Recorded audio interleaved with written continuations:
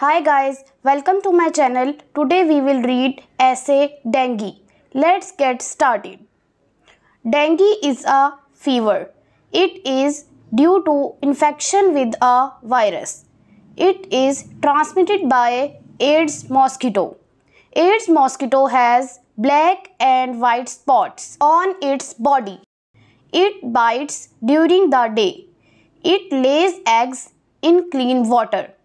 Symptoms. Its symptoms are sudden high fever, severe headache, pain behind the eyes, severe joint and muscle pain, nausea and vomiting. Precautionary measures.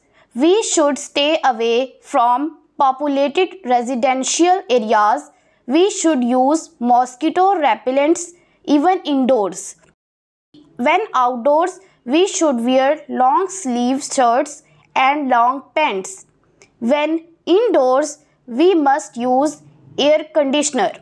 Make sure window and door screens are secure and free of holes.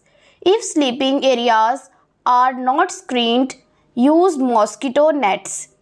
If you have symptoms of dengue, visit your doctor at once. If you like my video, please hit the like button and subscribe my channel for more videos. Thank you.